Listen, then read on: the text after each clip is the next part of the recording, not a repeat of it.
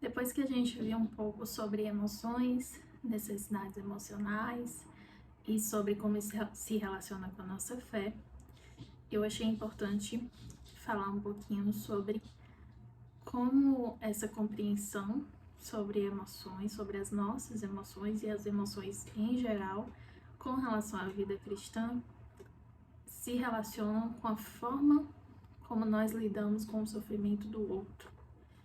Porque muitas vezes nós somos indiferentes ou extremistas ou até mesmo insensíveis ao sofrimento do outro, justamente por essas crenças, né, de que as emoções não importam tanto assim, ou de que são erradas, ou de, como na aula sobre emoções, se você tem uma emoção negativa, você necessariamente está em pecado, né? Então, isso pode fazer com que nós não saibamos lidar com o sofrimento do outro.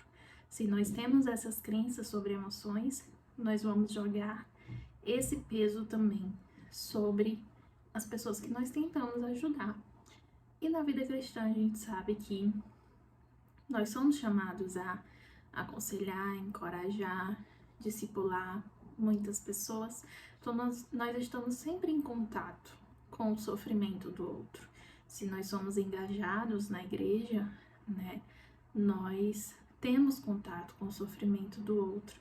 Em algum momento vai chegar alguém pra gente, ou um amigo que está sofrendo, e a gente vai ter que saber lidar com isso de uma forma equilibrada. E um conhecimento equilibrado sobre emoções faz com que nós saibamos melhor lidar com os que sofrem, né? Então essa aula vai ser justamente sobre como nós podemos usar esses conhecimentos para ajudar melhor as pessoas que estão sofrendo, que isso não fique, esse conhecimento, esse aprendizado não pare somente em nós, né? Mas que seja algo que transborde, algo que vai para fora, algo que realmente frutifica e que vai se expandindo para as outras pessoas também.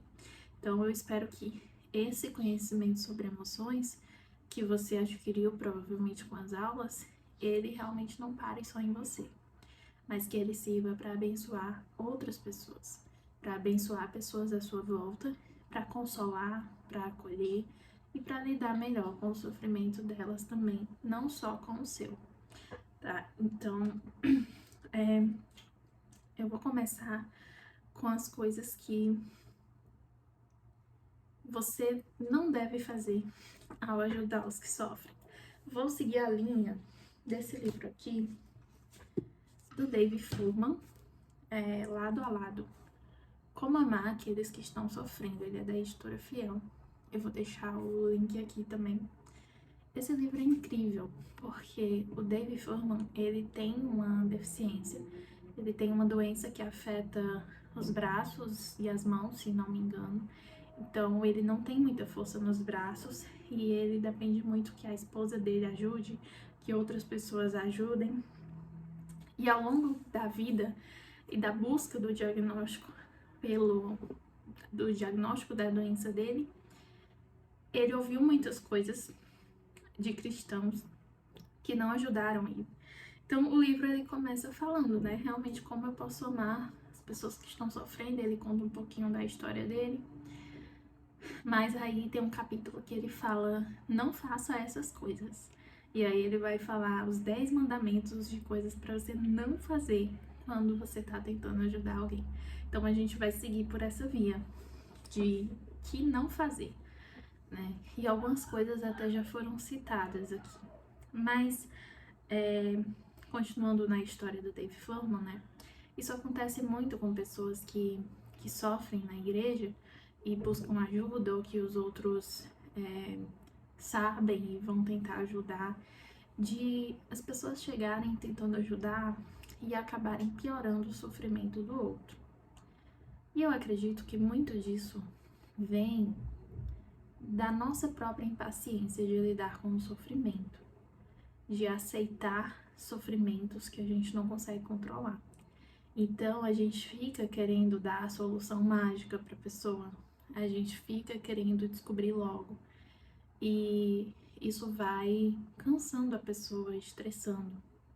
Isso também aconteceu comigo quando eu passei mais de um ano, se não me engano, correndo atrás do diagnóstico de uma doença, que eu cheguei ao diagnóstico hoje, e eu sei que é a síndrome da fadiga crônica, mas é muito difícil de diagnosticar porque é um diagnóstico por exclusão, assim como a fibromialgia. E eu estava lá sofrendo, e tinha dia que eu não conseguia levantar, que eu não conseguia fazer nada, que as coisas caíam da minha mão porque eu não tinha força para segurar. E eu passei longos dias deitada na cama sem conseguir levantar direito. E quando eu levantava, eu caía na cama, enfim, passei muito tempo assim. E eu não estava necessariamente impaciente com a doença em si. Eu também queria um diagnóstico, mas parecia que a pressão das pessoas era muito maior do que o meu sofrimento com a doença. Então, e aí, já descobriu? Você já fez isso? Você já tentou isso? Ah, dizem que se você tomar a água com limão e gengibre todo dia de manhã, você fica mais disposto. Então, tenta isso. Então, são coisas que, assim, gente, pra quem tá sofrendo há muito tempo com alguma coisa, essas coisas, elas são como um pequeno espinho colocado em você que faz você sofrer ainda mais, porque é estressante, porque ninguém que tá há muito tempo procurando o diagnóstico da doença, indo em vários médicos e fazendo exames estressantes, ninguém quer ouvir essas coisas. Então a gente tem que saber ser paciente com o sofrimento do outro também. A gente tem que saber esperar e aceitar que Deus está fazendo algo na vida do outro por meio do sofrimento. E é claro que a gente precisa ajudar, mas a gente não precisa ser mais uma fonte de agonia, de desespero, de pressa na vida do outro, sabe? Nesse momento, o outro quer que você esteja lá com ele, que você demonstre apoio, suporte. Então, é muito mais útil nessas situações você dizer assim: você precisa de ajuda para ir ao médico? Quando que tem consulta? Quando que tem exame? Você quer que eu te leve? Eu levo você. É muito mais útil você fazer isso do que você ficar tentando achar a solução mágica. E isso é um dos pontos que o Dave Foreman fala, né? Mas a gente vai entrar nisso depois. Mas tente ajudar sem deixar que a sua impaciência com o sofrimento do outro ela afete isso. Porque às vezes realmente a gente não aceita o que Deus quer fazer na vida do outro por meio do sofrimento. Isso foi um ensinamento que eu peguei de John Piper. Eu acho que foi no livro Plena Satisfação em Deus, quando ele fala de autocomiseração, se não me engano, um livrinho pequenininho do Plena Satisfação em Deus, que ele fala que a gente sente pena das pessoas que estão sofrendo e a gente se compadece delas, mas a gente tem que entender que Deus está fazendo algo na vida da pessoa que não está no nosso controle, que não está nas nossas mãos e que não é a gente que vai salvar a pessoa. E nem a gente que vai magicamente abrir os olhos da pessoa para o que Deus está ensinando para ela, talvez. Então a gente nunca sabe o que especificamente Deus está fazendo nos bastidores na vida daquela pessoa.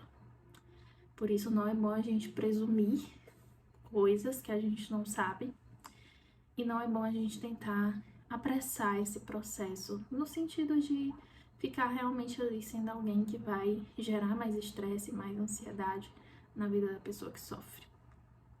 Então, a gente tem que aceitar, né, que Deus está fazendo algo na vida da pessoa e a gente não tem o controle disso. Outra coisa importante da gente entender, eu ainda não entrei nessas coisas de não fazer, né? Mas é que, às vezes, eu recebo muita pergunta assim no meu Instagram. Como eu posso ajudar a minha mãe que tem depressão e não quer ajuda? Como eu posso ajudar o meu namorado que tem tal coisa e não busca tratamento? E eu entendo que quando a gente ama alguém, a gente vê essa pessoa sofrendo, a gente fica angustiado. A gente fica querendo ajudar, querendo de alguma forma resolver, principalmente quando a gente sabe que tem algo que pode resolver, né? Por exemplo, a mãe que tem depressão, uma terapia, um acompanhamento psiquiátrico poderiam melhorar muito a vida dela. Isso é verdade. Então, para a filha que vê a mãe sofrendo com isso e sabe que tem algo que ela possa fazer, mas ela não faz, é sim angustiante. É muito difícil lidar com isso. Mas é aí que entra a questão de você também lidar com o seu próprio sofrimento, para não jogar isso sobre ela. Então, veja, sua mãe não quer tratamento, você pode conversar, você pode tentar conscientizar, você pode falar com ela sobre a responsabilidade dela diante disso. Você pode apresentar o que está disponível hoje para tratar isso. Mas se ela não quer, não tem nada que você possa fazer. Isso já está fora do seu controle. Então, se a pessoa não quer tratamento, se a pessoa não quer ajuda, não tem como a gente forçar essa pessoa a querer ajuda.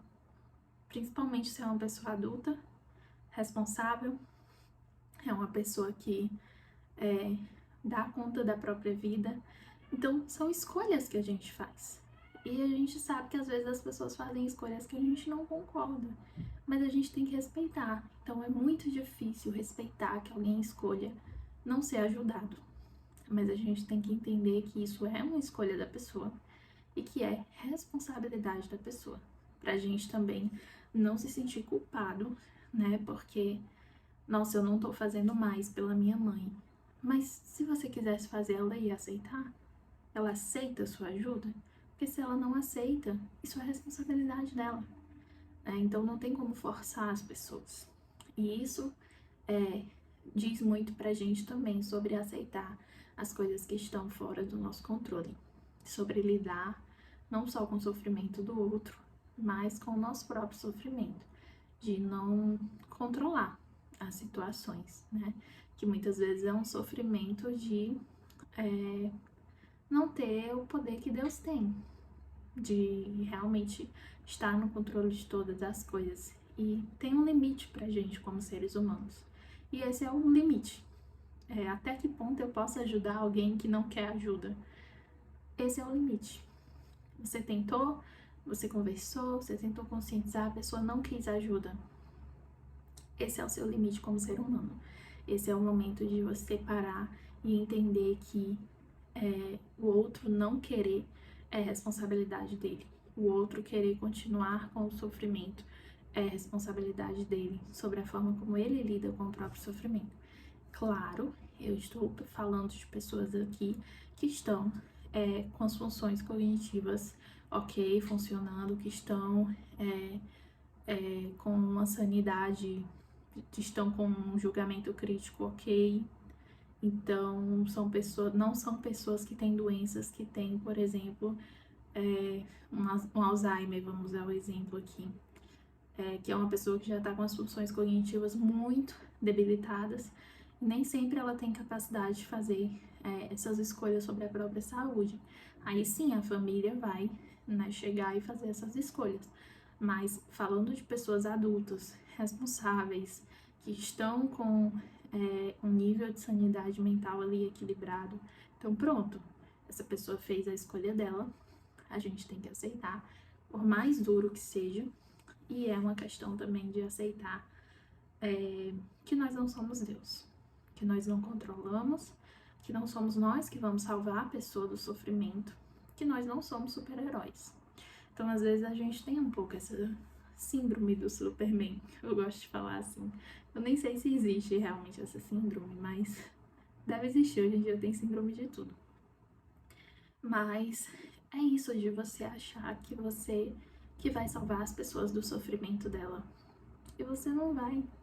Sempre tem um ponto em que quem tem que dar o passo é a pessoa, não é você. Então, nesse momento, você vai ter que realmente aceitar e cuidar do seu coração diante de Deus com essa limitação de não poder fazer mais, né? Então, é o momento de parar. Mas e aí, o que a gente não faz?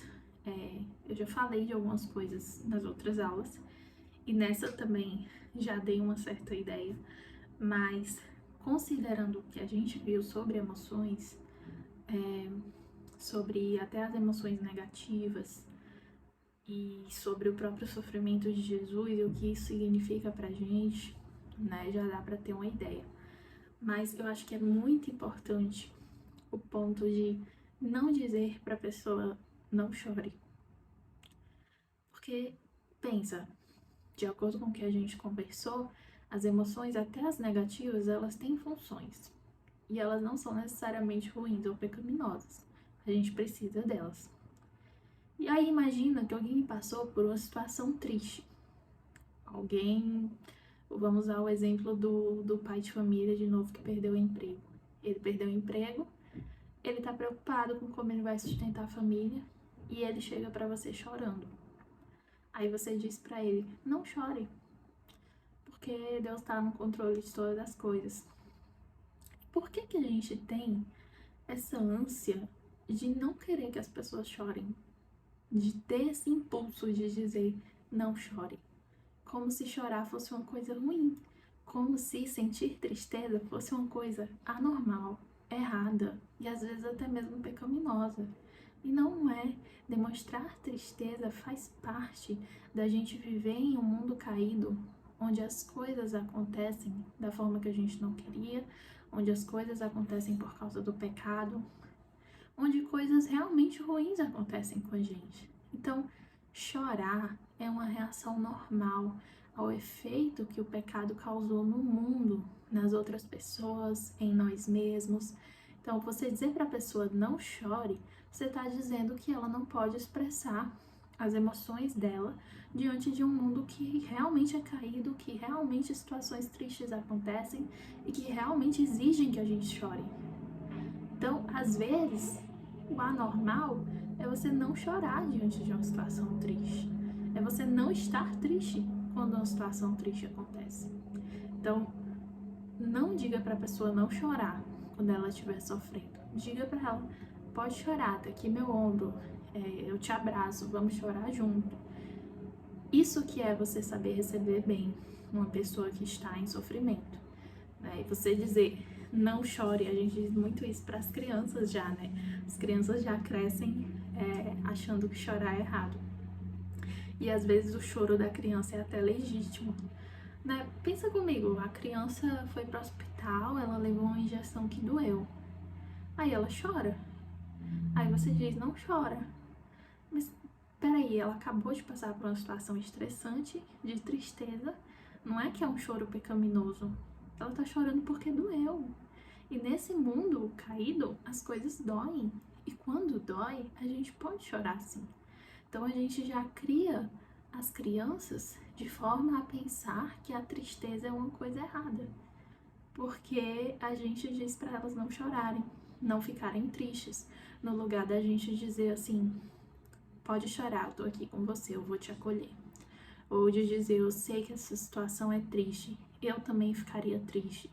Eu também estou triste nessa situação. Realmente é algo que é ruim que a gente tenha que passar por isso, né? Então, a gente precisa ter uma relação melhor com o choro nosso e dos outros, né? Porque às vezes a gente também não aceita o nosso próprio choro. Então, chorar não é errado, né? A gente precisa normalizar, sentir emoções tristes, de tristeza, quando uma situação de tristeza acontece. Isso é normal, isso é esperado. Nós não vivemos em um mundo perfeito. Se a gente vivesse em um mundo perfeito, aí você podia dizer para a pessoa que ela não tem motivo para chorar. Mas não é o nosso caso. Nós vivemos em um mundo caído. E o choro, ele vai vir. E isso não é errado, não é pecado. Não é algo que a gente tenha que suprimir em nós ou nas outras pessoas, né? Então, a primeira coisa que eu digo, ainda não tô entrando no do Dave Furman, mas a primeira coisa que eu digo é, não diga pra pessoa não chorar. Não faça isso. Porque a pessoa vai se sentir invalidada, como se aquela emoção triste que ela tá sentindo não fosse digna de ser sentida, como se fosse uma coisa errada, e aquilo vai deixar ela pior ainda. Então, não é a forma correta de consolar alguém. A segunda coisa que eu digo para você não fazer, que eu já citei aqui também, é não usar Deus ou o sofrimento de Jesus para minimizar o sofrimento de outra pessoa, né? Mas Deus é soberano. Tá, Deus é soberano, isso é verdade, isso é um consolo pra gente. Mas isso não faz a pessoa deixar de estar triste, entende? Isso faz a pessoa ser consolada.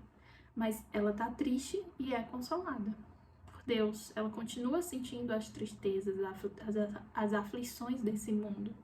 Mas ela tem o consolo de saber que Deus é soberano. É um consolo, não significa que a tristeza vai parar ali imediatamente, né?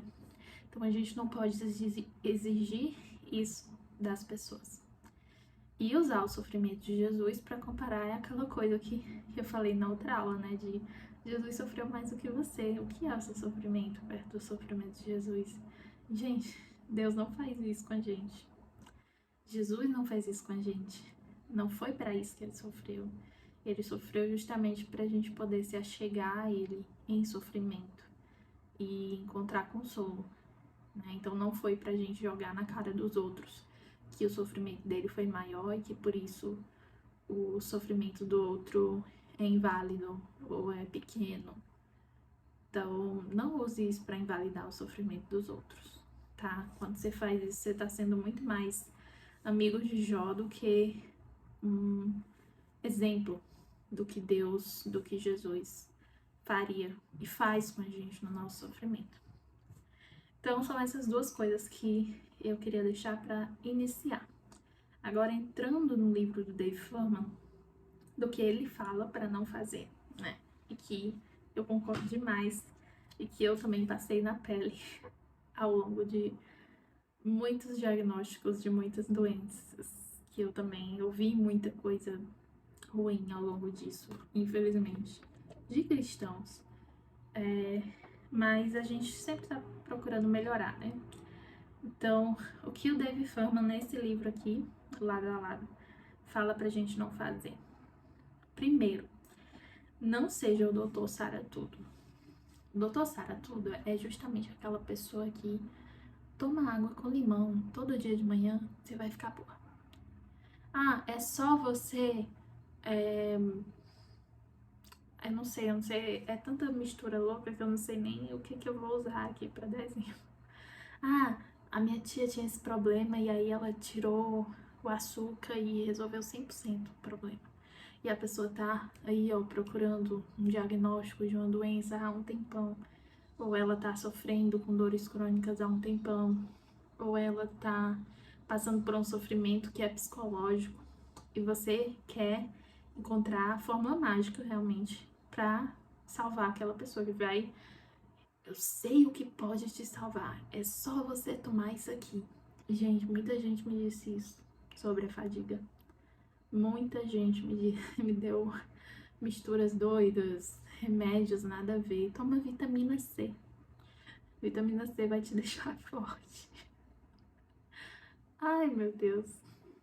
Enfim, não seja essa pessoa, tá? Não seja a pessoa que vai... Eu tenho a cura milagrosa pro seu problema.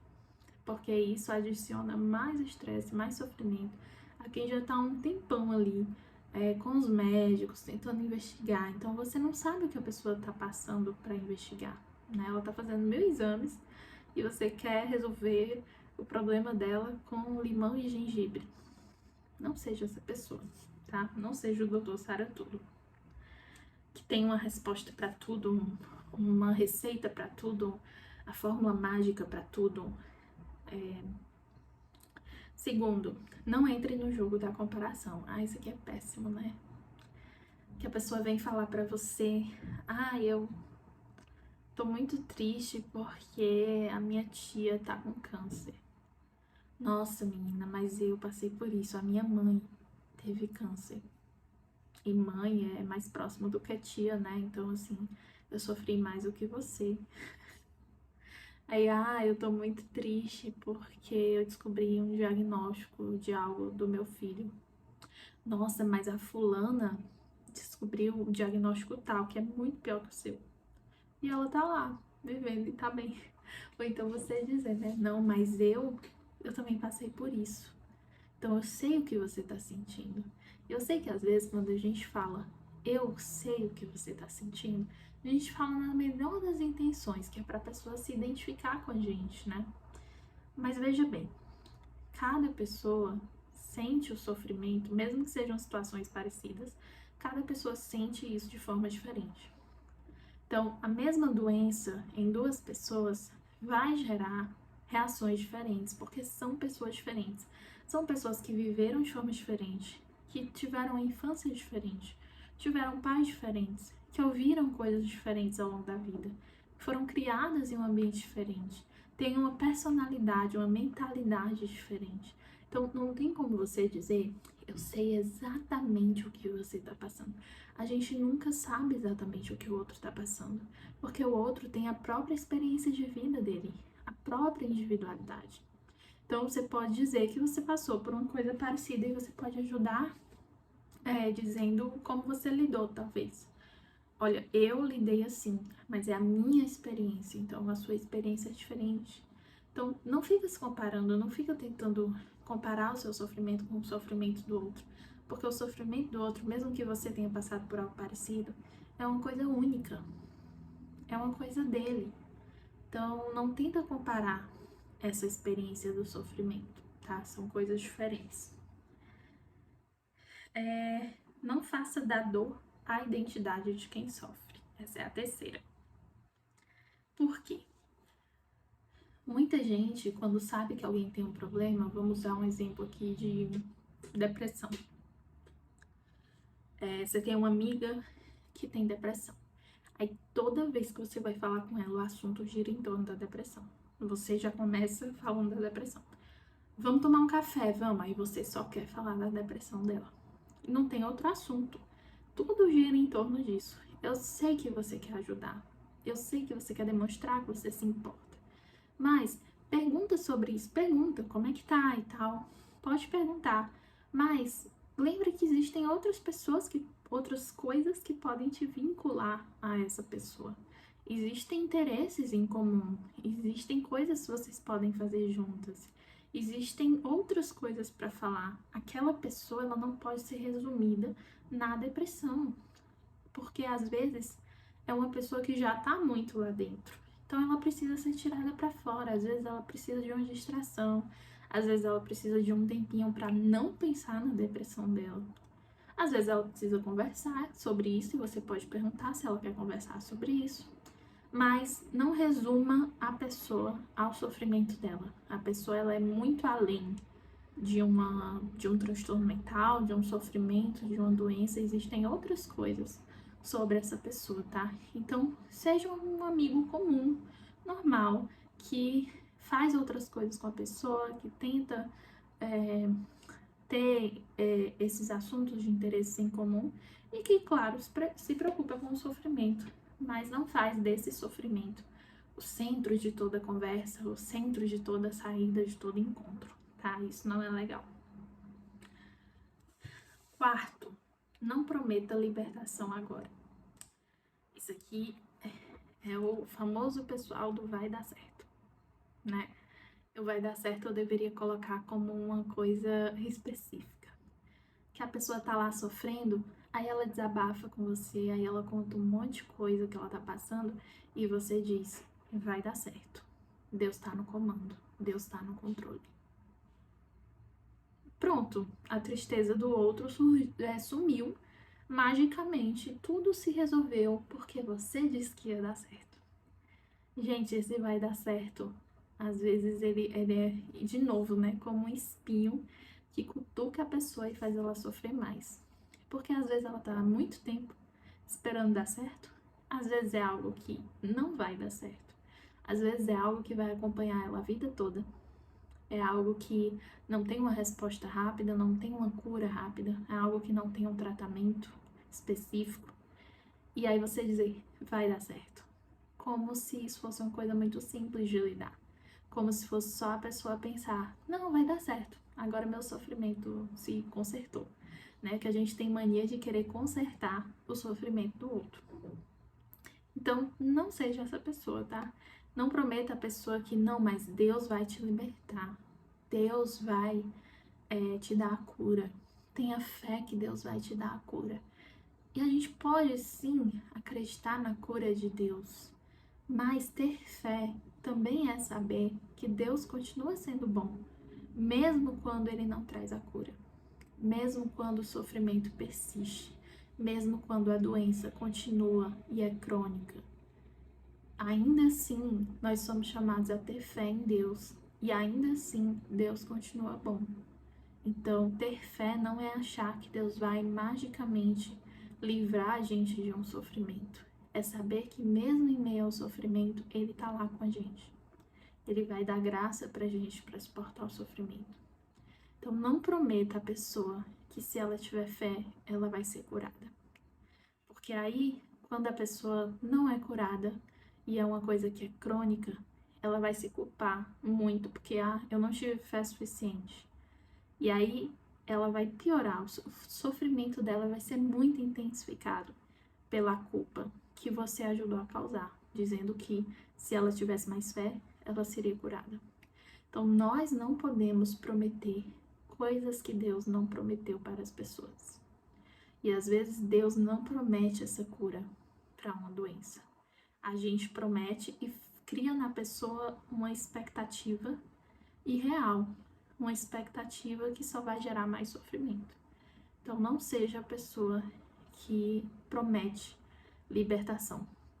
Você pode lembrar a pessoa sobre a eternidade, sobre o céu, sobre o lugar onde não vai existir mais doença, não vai mais existir choro ou sofrimento.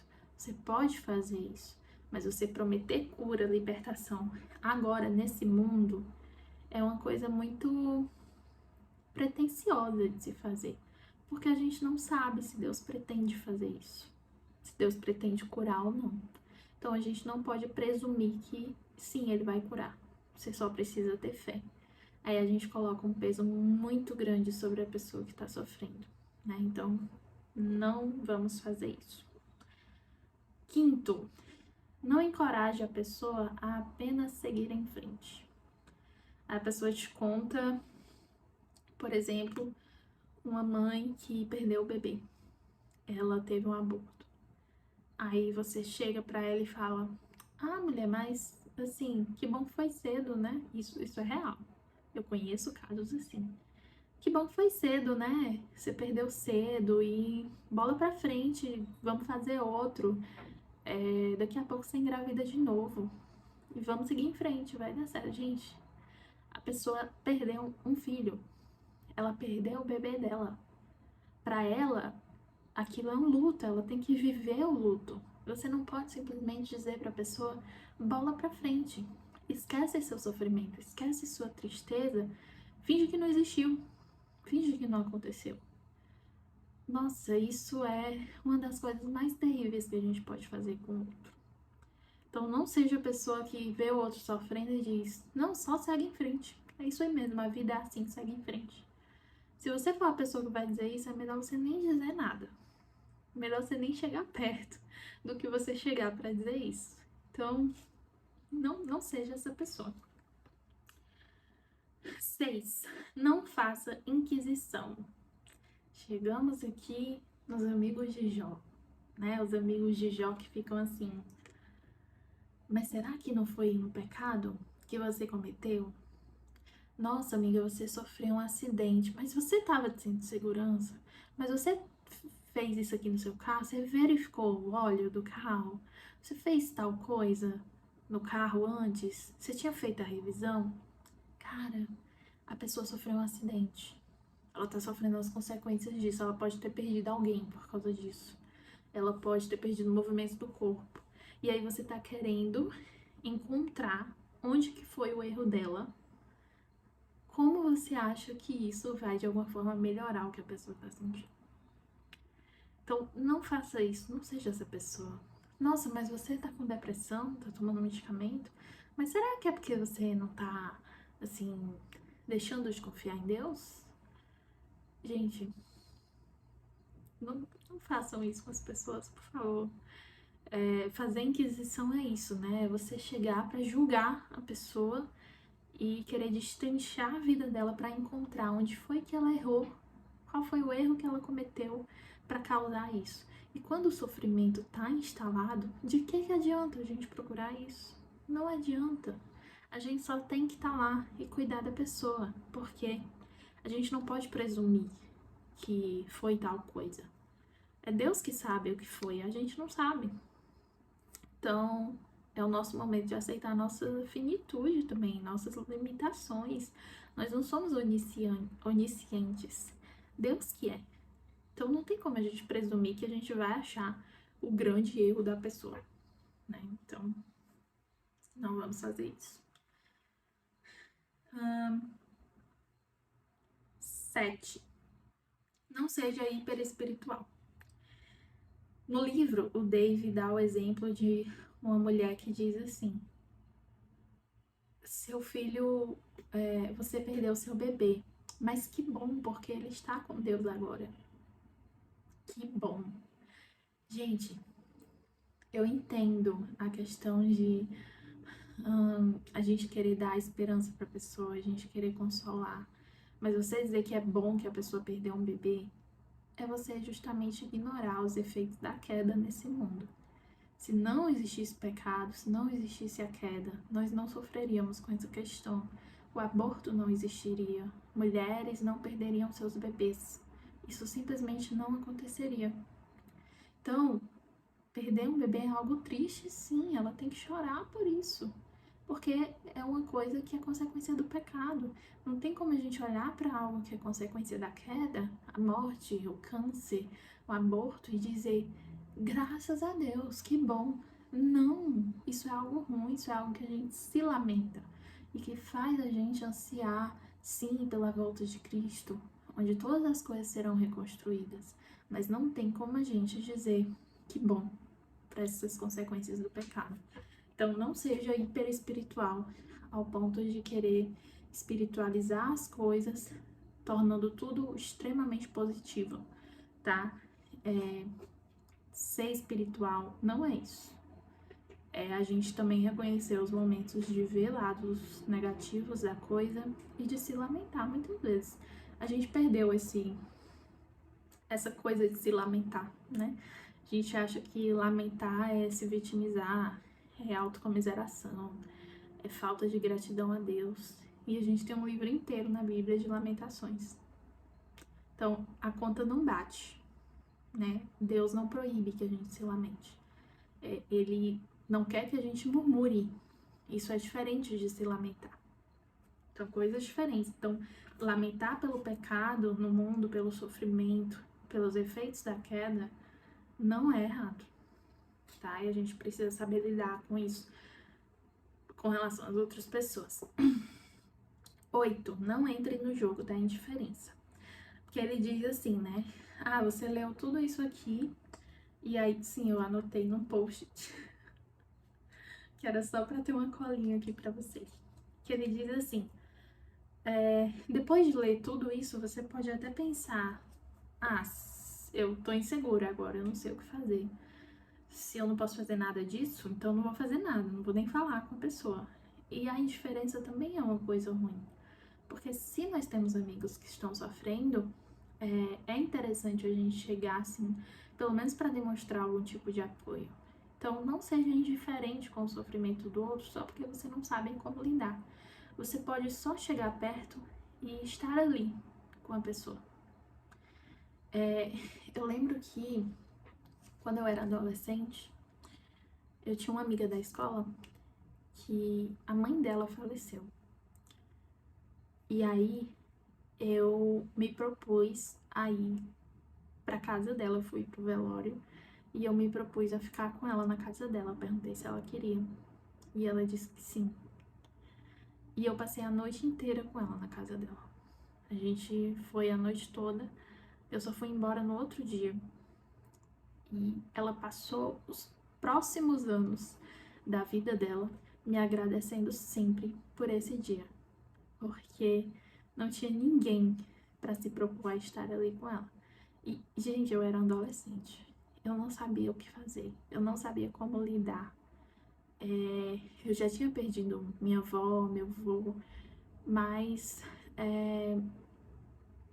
eu não sabia como lidar com quando alguém perde um familiar, uma mãe, né? Eu não sabia o que falar, não sabia o que fazer, não sabia como melhorar a situação dela. Então eu só fiquei com ela. Eu só estava ali, do lado dela. Eu era um adolescente, então não tinha como falar palavras para consolar. Ela não era cristã. Então eu realmente estava meio de mãos atadas. Mas eu me propus a pelo menos estar com ela.